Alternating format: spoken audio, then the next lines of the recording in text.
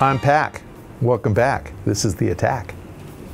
Okay, question from the Ask Pat forum from JD3S or JD3s. I don't know what the hell that is. So these people, where do they get these names?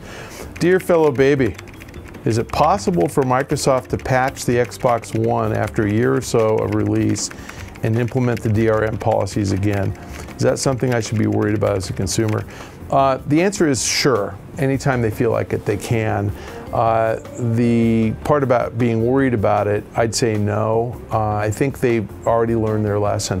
And you know, if you really think through the whole DRM thing, it was created because Microsoft thought they knew better. Microsoft thought that they were going to make the decision for you, that you wanted your box on all the time, and they were going to require you to do that. And in order for you to be, you know, once you had your box on all the time, they decided it was better for you to be able to switch instantly from game to internet to movie to TV show to Skype and switch back to the game, so the game would start immediately right at the instant that you paused it. And that means the game had to be written to the hard drive. And once they wrote the game to the hard drive and then allowed you to switch back and forth, then they had to figure out how to keep you from copying it to your hard drive and then letting your friend copy it to his hard drive, and so on and so on and so on. And that's where the DRM came from. Once they decided we're not going to do that, the disk must be present in the slot for you to play the game, then they don't have any worries about it. You can copy it to 50 hard drives. If the disk is present in the slot, it can only be played on one. So, I mean, theoretically, you could take it to your friend's house when you're done and he could play it, but you can do that with a physical game right now anyway. So they've already gone back on what they planned, which was to force you to be online all the time and force you to download it. They're just hoping that enough people will be online and download that they'll be able to switch back and forth and do all this cool stuff. They could force you to do it again, but it was so unpopular, why would they? So the answer is no, I don't think you should worry about it at all.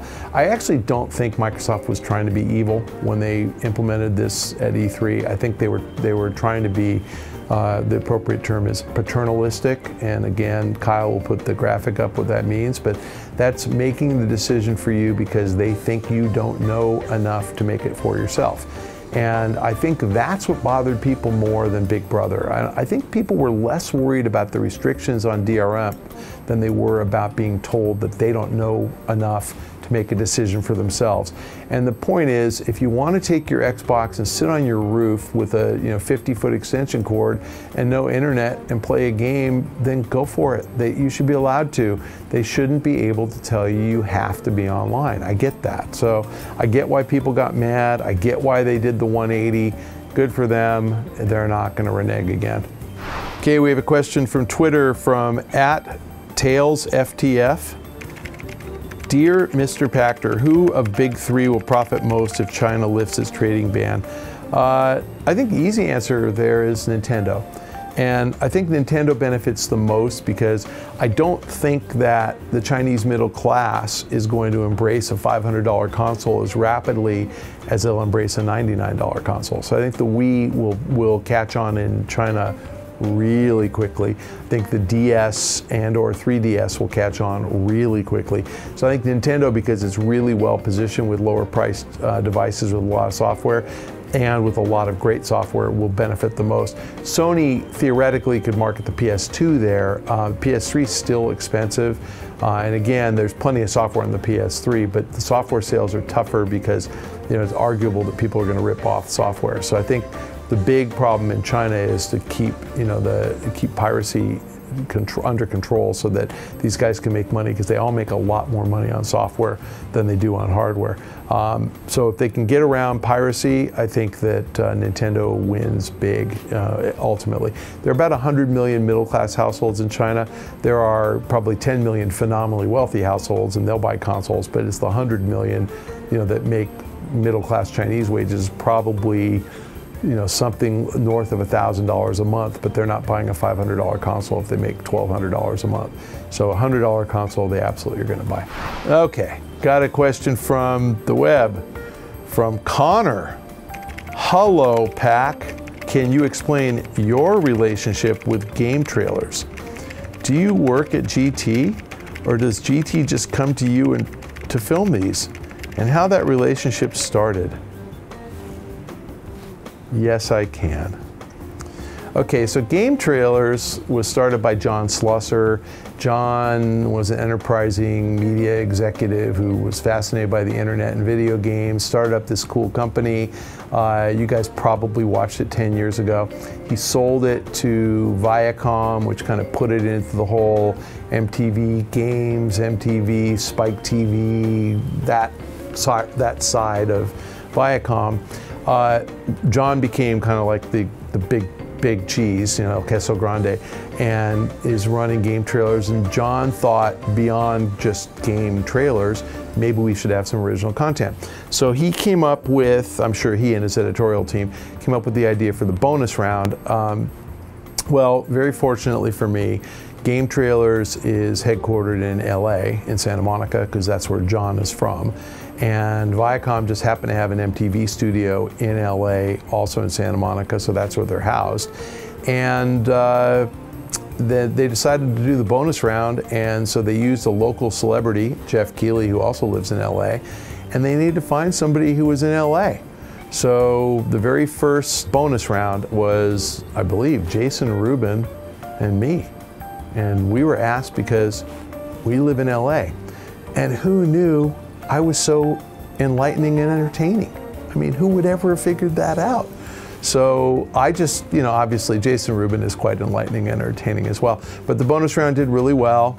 And again, because I was in LA, I think I was on like half of the first year's bonus rounds. Because they really didn't know anybody else. And then they started branching out.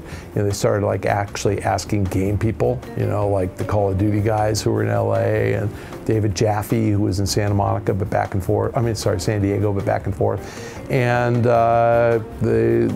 they'd bring guys down from San Francisco, Ryan Davis, rest in peace, great dude, Jeff Gersman. I met these guys, you know, doing bonus round. And I think I was just so enlightening and entertaining and such a fan favorite that they thought, maybe we'll give you your own show. So I think you can probably still watch Volume 1 or whatever it's called, Season 1, Episode 1 of Pach-Attack. The very first one, the very first bit was scripted, and I got so pissed. Yeah, it's still there, it's not there anymore. It's scripted. Did you work on that one? No, it's just it's bad. Yeah, it was horrible. It was scripted, and I'm like, I can't do this. I don't want to read a script. Let's just do like Q&A, ask me questions, I'll answer questions. I'm fine speaking without a script. I don't like scripts, they're too hard. So I think they just tried it, and you know, I got however many viewers it takes for them to cover the cost of production, and which is probably, I don't know, 10,000 or something, and that's enough, and they get enough advertising revenue. No, I don't work at GT. No, I don't work for GT. Here's a big shocker. I don't get paid to do this. Zero. These bozos didn't even bring me a donut or a cup of coffee, so God forbid. The whole time I've been doing this, and this is probably, God, what is this, fourth year, fifth year? I've probably done like 200 of these.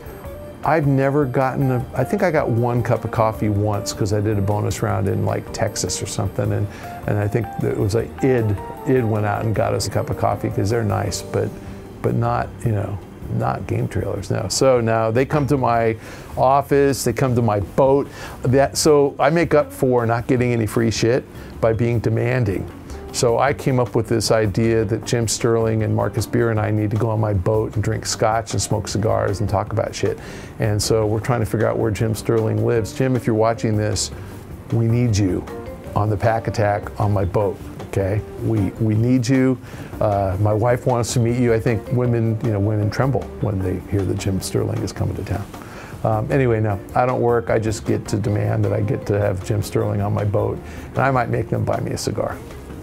All right, fellow babies, thanks for joining us this week. If you have a question, you can direct them to the link below. And if you would like to address them to me on Twitter, I'm at Michael Pachter. You have to copy at GameTrailers, and you have to add the hashtag AskPach, that's P-A-C-H if you spell my name right. If you do send a Twitter request to me directly and you follow me, I'm happy to send you a direct message and I'll answer you directly.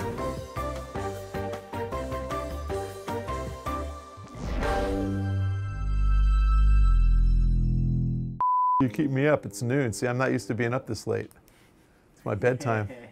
Days All right. for you. All right, I'm rolling. You're good to go.